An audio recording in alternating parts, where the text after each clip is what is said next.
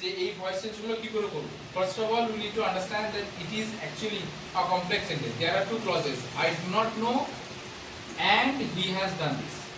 দেখো ভার্বকে যদি আমরা হু দিয়ে কোয়েশ্চেন করি তাহলে আমরা পাই কি পাই, ভার্বকে হু দিয়ে কোয়েশ্চেন করলে সাবজেক্ট পাই। ভার্বকে বলো হু দিয়ে, কে জানে না, আমি। প্রশ্ন করো কি জানি না, হোয়াট,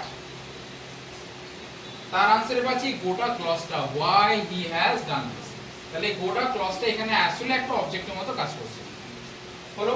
তাহলে যদি এটাকে গোটা একটা সেন্টেন্স ধরি, সেই সেন্টেন্সের নোটা হচ্ছে ভার্ব, আইটা হয়ে গেল subject, why he has done this এটা পুরোটা হয়ে গেল অবজেক্ট।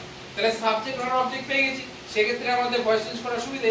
কিন্তু এখানে একটু সমস্যা হয় এই কারণে যে এইখানে যে অবজেক্টটা পেয়েছি এটা একটা ক্লজ হয়ে আছে, কারণ এখানে একটা ভার্ব আছে, দেখো ডান।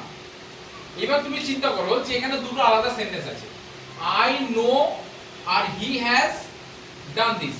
তাহলে আমি যেহেতু অবজেক্টটাকে প্যাসিভ ভয়েসে কি করতে হয়, অবজেক্টটাকে আগে আনতে হয়। তাহলে হি হ্যাজ ডান দিস এই ক্লজটা যেহেতু অবজেক্টের মধ্যে আছে, তাই হি হ্যাজ ডান দিস এটার ভয়েসটা আগে করতে হবে, কারণ অবজেক্ট আগে আছে। আর এই গোটা ক্লজটা তো এই ভার্বের অবজেক্ট হিসেবে বসছে, তাহলে সেই হিসেবে এটা আগে আসতে হবে। আর এর মধ্যে যেহেতু এই ক্লজটা বসে আছে, এই ক্লজটার ভয়েস চেঞ্জ আগে করতে হবে। তাহলে হি হ্যাজ ডান দিস এর মধ্যে দেখো ভার্ব হচ্ছে ডান। প্রশ্ন করো কে করেছে, তার আনসারে পাবে হি, এটা হি হয়ে গেল সাবজেক্ট। কি করেছে তার উত্তরে পাবে দিস, দিস হয়ে গেল অবজেক্ট। তাহলে সাবজেক্ট ভার্ব অবজেক্ট পেয়ে গেলাম। এবার এটাকে ভয়েস চেঞ্জ করি। তাহলে দিস, হোয়াইট এখনো কাজ করিনি, হোয়াইটটা নিয়ে পরে আসছি। দিস হ্যাজ আছে পারফেক্ট টেন্সে, has been done by him, তাই তো। তার আগে এখানে কি আছে, তাহলে এখানে আমি সিম্পলি একটু হোয়াইটটা বসিয়ে দেবো। এটা কি ইন্টারোগেটিভ সেন্টেন্স ছিল? ছিল না, তাহলে আমাদের বিভাগটা আগে আনার দরকার নেই।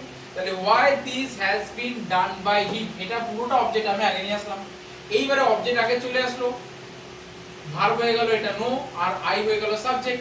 এবার ডু নট নো আছে মানে সিম্পল প্রেজেন্টে আছে, সিম্পল প্রেজেন্ট থেকে প্যাসিভ ভয়েস করতে গেলে am is are করতে হয়। এই গোটা অবজেক্টটাকে একটা সিঙ্গেল ইউনিট হিসেবে ধরো, তাহলে এটা একটা সিঙ্গুলার অবজেক্ট পেয়ে গেলাম। তাহলে সিঙ্গুলার অবজেক্টের জন্য ভার্ব কি আসবে, ইজ।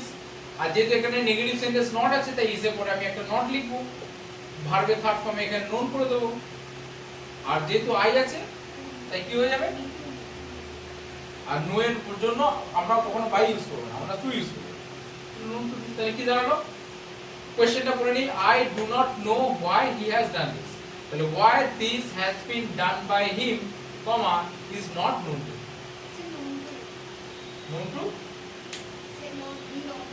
ও নো, আচ্ছা থ্যাংক ইউ, নোন টু।